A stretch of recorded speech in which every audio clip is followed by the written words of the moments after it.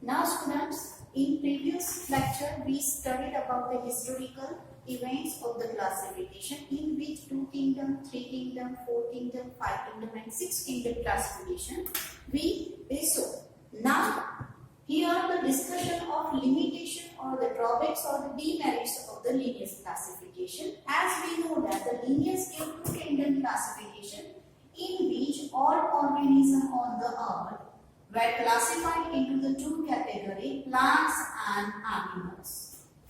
Okay, but these were very gross or the morphological characteristic basis. So here some limitations were there. Actually this classification, for the rejection or for why it was found inadequate, so there are some reasons.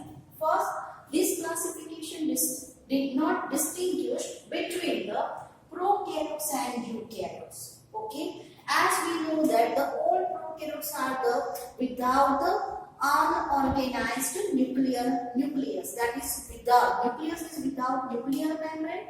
Moreover to that, genetic material is not organized into the chromosomal basis, so it cannot distinguish between prokaryotes and the eukaryotes. So eukaryotes are the organism with well-developed nuclear membrane and the nucleus. Second, also did not distinguish between multicellular and the unicellular organisms. That is all unicellular. As we know that the unicellular plants like the Chlamydomonas, all are included, yeast, all are included into the plants also, along with the multicellular organisms also. Third, photosynthetic and non-photosynthetic. For example, green algae and the fungi.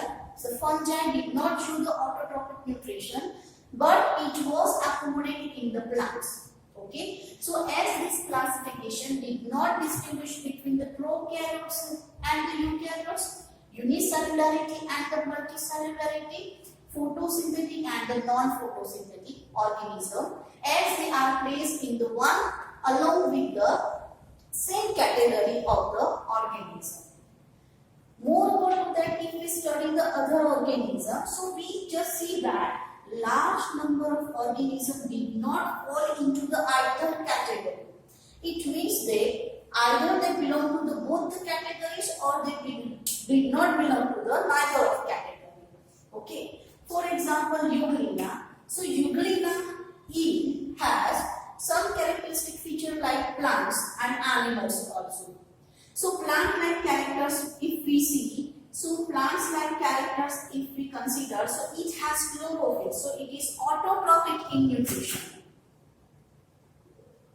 So in presence of sunlight, as it possesses chlorophyll, it is autotrophic one. But here there is absence of cell wall. Moreover to that, holozoic nutrition is found, which is found in the animals. So these are the characters belong to the animals.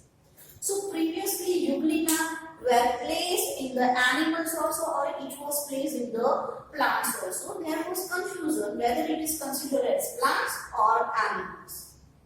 Second, fungi. So as we know that in this one, in plants kingdom, the fungi is included. But cell wall of fungi is made of chitin.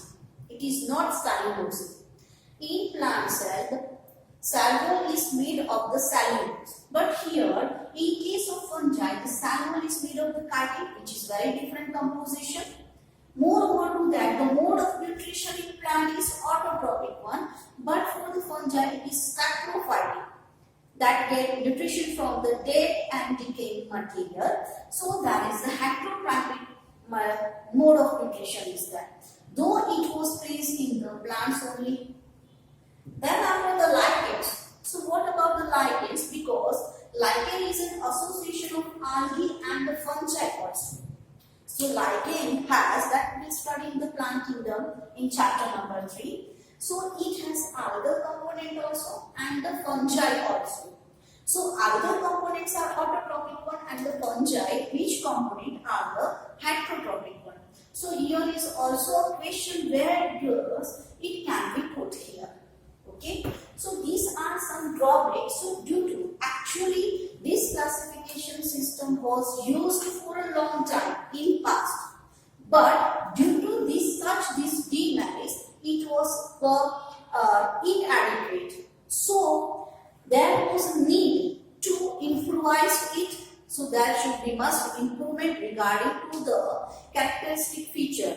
So over the gross morphological, there was a need felt for the including other characteristic feature also. So this characteristic feature that we now it was mined by the R.H. Whittaker. So which were the characteristic feature need to be included. So that is about the cell structure. So whether the cell is prokaryotic or eukaryotic, nature of wall, either it is presence or absence of wall. Then after, if it is present, cellulosic, made up of chitin or peptidoglycan, mode of nutrition, whether it is autotrophic mode of nutrition or whether it is heterotrophic nutrition. In autotrophic also the chemi-synthetic also is there, whereas in heterotrophic the parasitic, saprophytic, holozoic nutritions, that kind of the nutritions are there. Habitat, generally aquatic and the terrestrial habitat.